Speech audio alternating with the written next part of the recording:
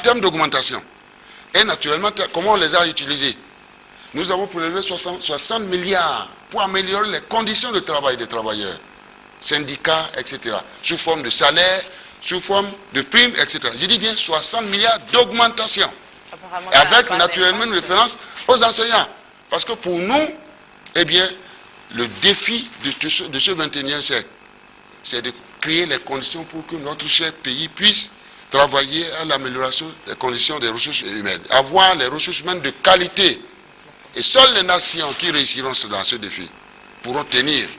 Et c'est pourquoi tout ce que nous faisons, comment nous allons faire pour créer les bonnes conditions de travail pour les enseignants.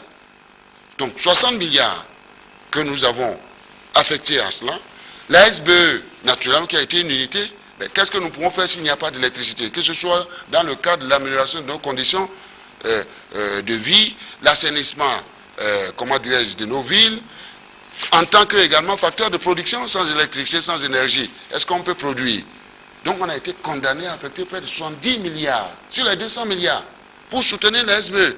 Parce qu'elle est arrivée à un moment où elle ne peut plus se refouler, acquérir le fouet, et trouver les groupes, naturellement, électrogènes, thermiques pour pouvoir produire.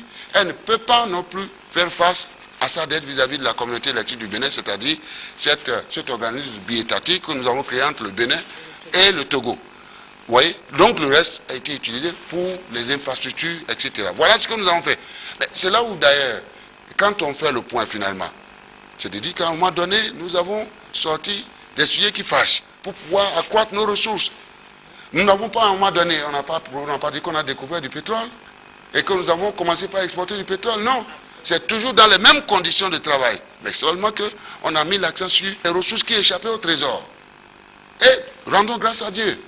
Ce qui nous a permis naturellement, disons, de maximiser, disons, ces ressources-là aujourd'hui. Mais malheureusement, j'ai dit bien malheureusement, si cette crise-là n'était pas venue, on avait pris un bon départ. Mais comme c'est Dieu qui a créé le Bénin, n'est-ce pas? Et il nous